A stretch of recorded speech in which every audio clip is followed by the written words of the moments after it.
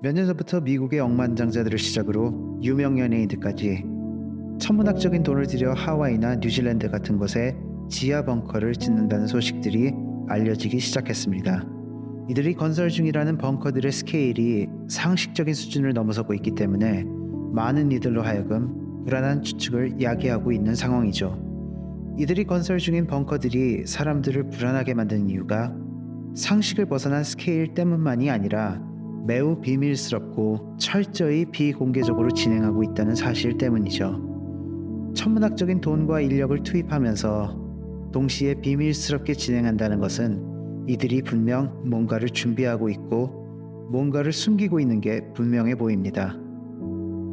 마크 저커버그, 일론 머스크, 제프 베조스 같은 억만장자들 뿐만이 아닙니다. 한 유명 래퍼는 자신이 짓고 있는 벙커에 화학결합으로 물을 발생시키는 장치가 있다고 자랑하는 영상을 올린 적이 있습니다. 밀폐된 벙커 안에 실제로 마실 수 있는 물을 만들어낸다고 합니다.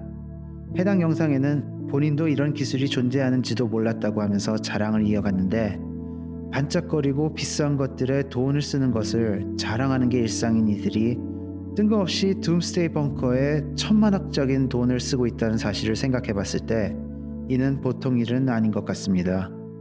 실제로 마크 저커버그의 벙커를 설계하고 시공에 참여했던 업자가 밝히기를 자신이 저커버그 이외에 11명의 억만장자들로부터 의뢰를 받아 뉴질랜드에 이들의 벙커를 건설했다는 겁니다.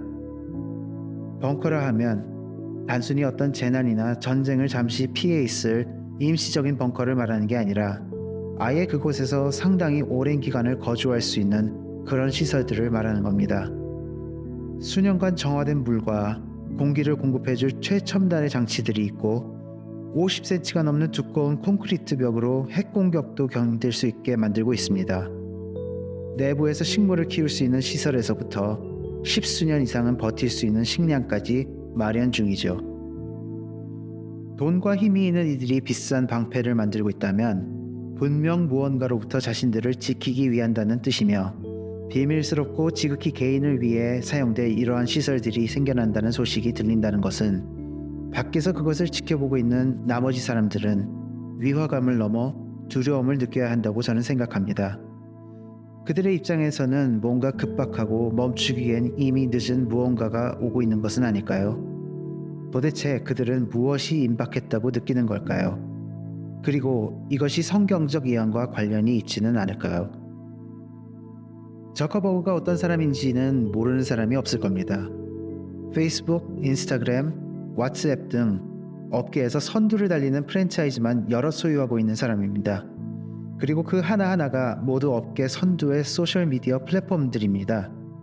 세상 누구보다도 많은 정보를 가진 사람이라는 뜻이죠. 그런 그가 혹시 우리가 모르는 무언가를 아는 게 아닐까요? 생각해보세요. 정보를 많이 가진 이가 모종의 이유로 슈퍼벙커를 짓고 있다. 그렇다면 그 모종의 이유란 뭐냐라는 거죠.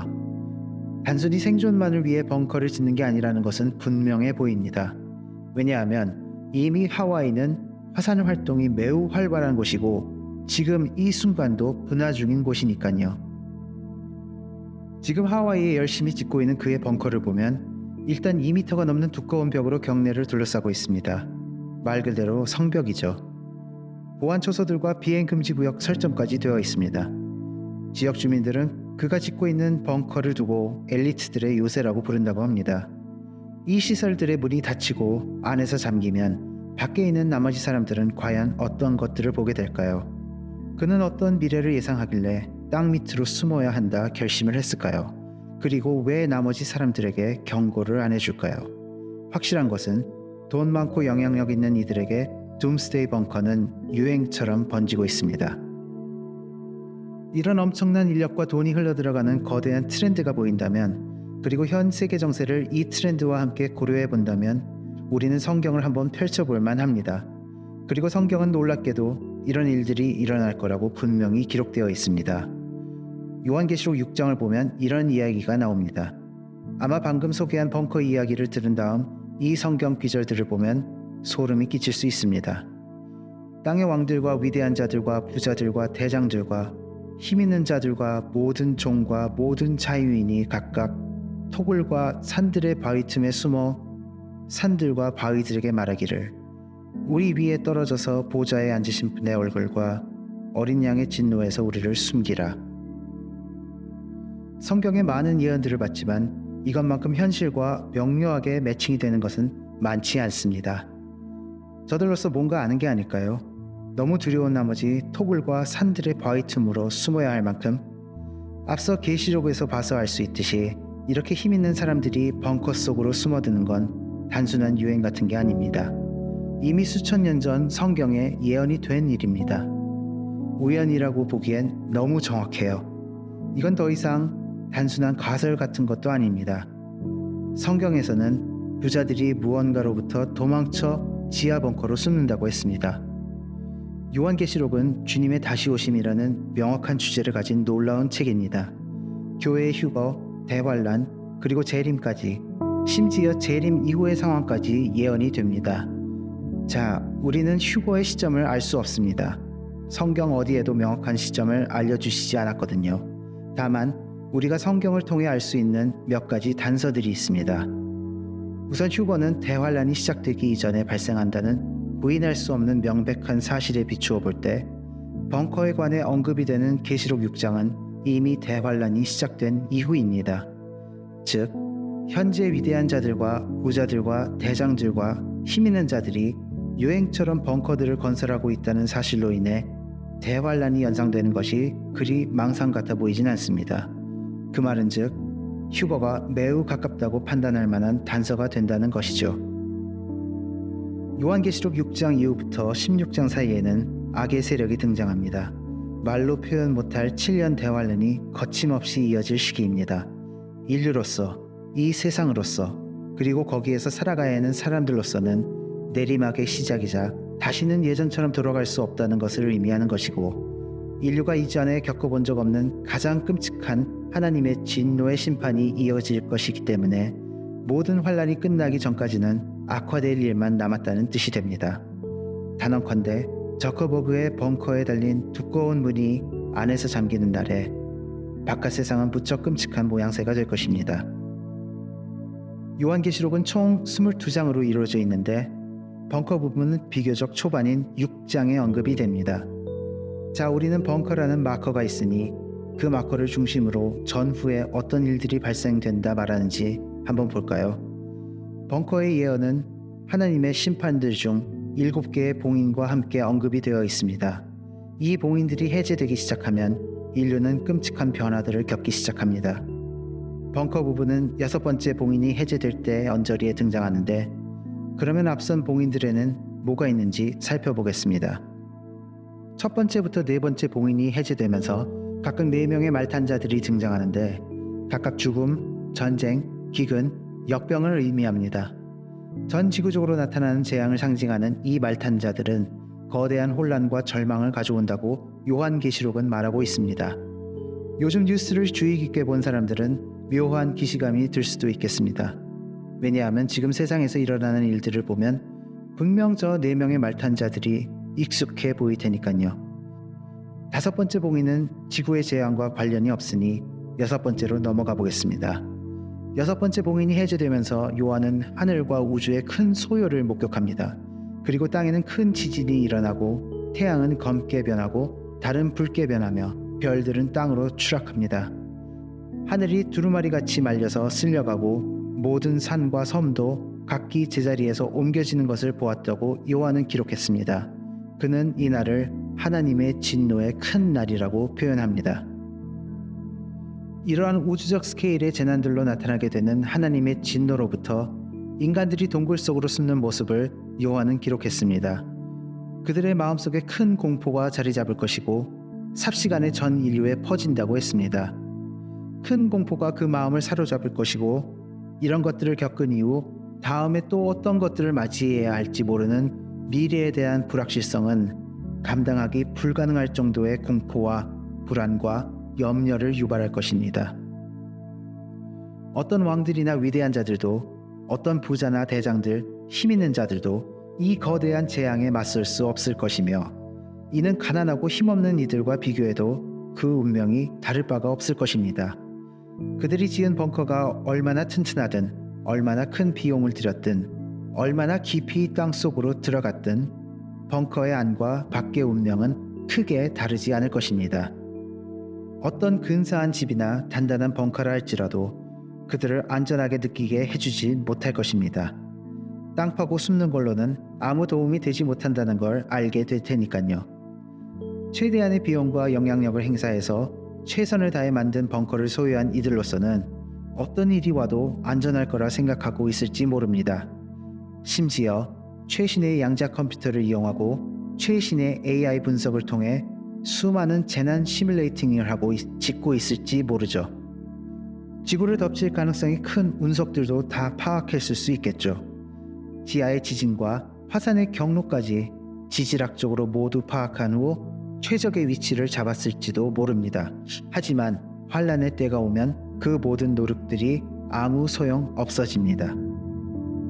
산들과 바위들에게 말하기를 우리 위에 떨어져서 보좌에 앉으신 분의 얼굴과 어린 양의 진노에서 우리를 숨기라.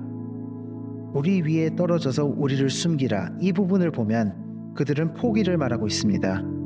하나님과 어린 양의 진노를 맞이한 이들은 다시 말하지만 이 세상에서 가장 안전한 장소를 고르고 골라 가장 많은 돈과 행정적 권력을 이용해서 피난처를 만든 이들입니다. 그 노력이 한낱 해변의 모래성에 불과하다는 것을 깨달은 이들은 차라리 이 모든 게 끝나기를 바라며 땅속에 묻혀 죽기를 바라는 절규로 저는 들립니다. 이 진노는 만물의 창조주이신 하나님의 진노라는 점에서 그 크기나 깊이 그리고 강도가 가늠이 안 되는 심판이 됩니다. 이 진노는 어린 양의 진노이고 이 진노는 이 세상에 남아있는 모든 이들을 대상으로 삼는 심판입니다. 누구도 예외가 될 수 없다는 이야기죠. 나를 거절하고 내 말들을 받아들이지 아니하는 자는 그를 심판할 리가 있으니 곧 내가 말한 그 말이 그를 마지막 날에 심판하리라. 요한복음 12장 48절. 어린 양의 진노라는 점에서 이 심판은 거절해서는 안 될 것을 거절한 이들을 향한 심판입니다. 구원을 주기 위해 모든 것을 희생한 어린 양의 진노이며 이 세상에서 모든 종류의 악은 반드시 소멸시키시겠다는 하나님의 의지입니다.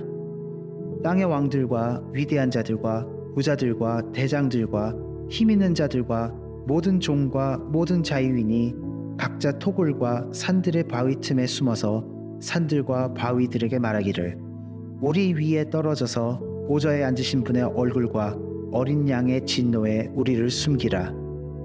벙커에 숨은 이들은 단순히 심판과 그로 인해 죽는 것 때문에 두려워하는 것이 아닙니다. 우리 위에 떨어져서 보좌에 앉으신 분의 얼굴과 어린 양의 진노에서 우리를 숨기라. 이 구절에서 알 수 있듯이 하나님의 압도적인 임재 그 자체를 두려워하고 있습니다. 이들이 누구입니까? 믿음이 없었기에 하나님의 존재를 부인했던 이들입니다. 세상의 성공과 권세 그리고 돈과 영향력으로 왕처럼 위대했고 대장들처럼 부자였던 이들입니다. 하나님의 존재와 그 말씀을 부인하고 비웃으며 세상에서 군림하던 이들이 이제 하나님의 능력을 경험하는 순간입니다. 죽음이 그들을 피신시킬 수 있을 거라 생각할지 모르겠습니다. 그들은 자신들의 존재 그 자체가 없었던 일이 되기를 바랄 것 같습니다. 세상에 태어나 부와 권력을 거머쥔 채 살아왔던 이들은 매 순간순간이 즐거웠을지 모르겠습니다.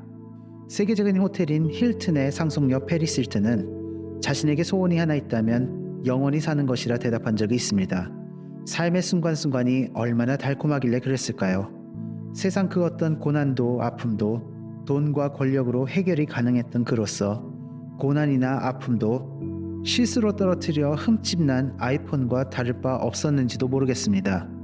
모든 것을 가졌기에 하나님이 필요 없던 이들이 측은해 보이지 않나요? 삶이 반짝거리기만 했던 이들의 입에서 차라리 태어나지 않았으면 좋았을 것이라 말할 것 같습니다. 대환란의 요지는 파괴적으로 변한 지구의 환경이 아닙니다. 적그리스도의 무시무시한 폭정으로 인한 탄압당함도 아닙니다. 대환란의 주제이자 요지는 바로 하나님의 진노입니다. 어린 양, 예수 그리스도의 대속사건, 즉 십자가 사건은 바로 그 하나님의 진노로부터 인류를 보호하고 구원에 이를 수 있게 하는 구제책이었습니다. 그 구제책이 사라지는 것, 그것이 대환란인 것입니다.